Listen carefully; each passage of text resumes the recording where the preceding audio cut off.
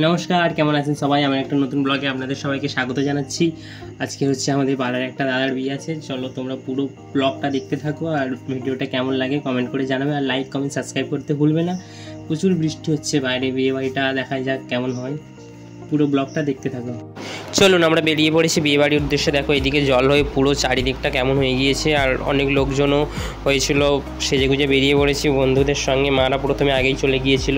চলো ফুচকা দোকানের কাছে চলে এসেছি, ফুচকাটা খেয়ে নিই।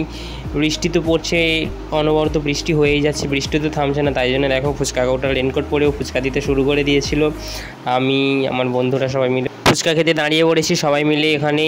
আর ওইদিকেও সবাই ফুচকা খাচ্ছিল। এখানে ফুচকা, পকোড়া, কফি স্টল দিয়েছিল। আমরা পকোড়াটা আর খাইনি, কফিটাও খাইনি। প্রচণ্ড বৃষ্টি হচ্ছিল বলে তাই জন্য ওইদিকে আর যাইনি, এখানে ফুচকাটা খেতে শুরু করে দিয়েছিলাম। আর কি বলুন তো, মানুষ সব থেকে বেশি আশা করে থাকে যে একটা অনুষ্ঠান খুব ভালো সুস্থ সম্পূর্ণভাবে হয়ে যাবে। সেটা কোনো দিন হয় না। বিশেষ করে তো আমাদের যেই অনুষ্ঠানগুলো হয়, প্রত্যেক অনুষ্ঠানে বৃষ্টি তো হতেই থাকবে।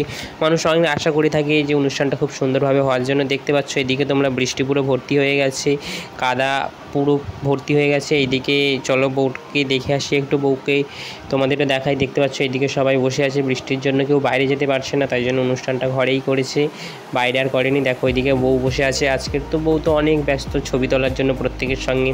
বউ আজকে সেলিব্রিটি হয়ে যায় এরকম কিছু একটা ব্যাপার। দেখতে পাচ্ছ সবাই এখানে সেলফি তোলার জন্য ব্যস্ত হয়ে আছে। আর এটা হচ্ছে দাদা, এটা হচ্ছে বৌদি। এই দাদা বৌদি দুজনেরই বিয়ে হয়েছে। আর চলো এদিকে দিদিগুলোর খাওয়া হয়ে গিয়েছিলো, এরা খেয়ে দিয়ে চলে যাচ্ছিলো। আর ওপরে তো মারা চলে গিয়েছিলো খাওয়া দাওয়া করার জন্য। লোকও অনেক ছিল, বৃষ্টিও হচ্ছিলো, তাই জন্য মারা খেতে বসে পড়েছিল। মা আছে, বৌদি আছে, কাকিমা আছে, বড় মা আছে, সবাই এখানে খেতে শুরু করে দিয়েছিল। আইটেমে অনেক কিছু আইটেম ছিল। আমরা যখন খাবো তোমাদের আইটেমটা পুরো সব কিছু ভালো করে দেখাবো। এইদিকে দেখতে পাচ্ছ আরও সব লোকজন বসেছিল খাওয়ার জন্য।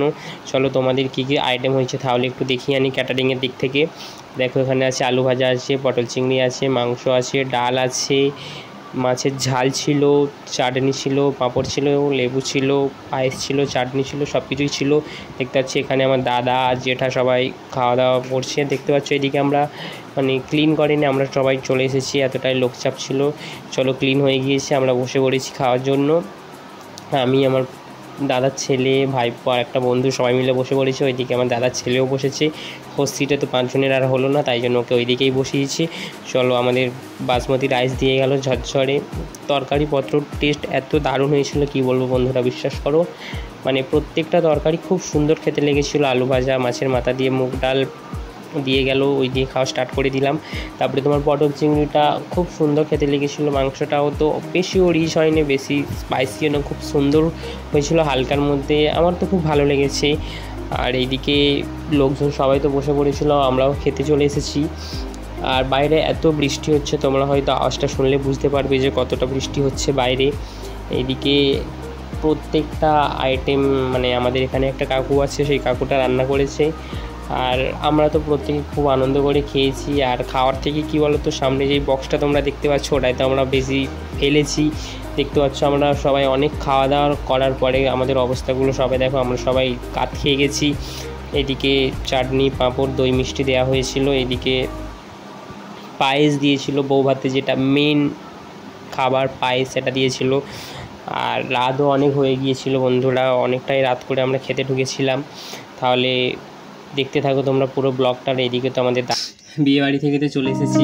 ব্লগটা কেমন হয়েছে তোমরা কমেন্ট করে জানাবে।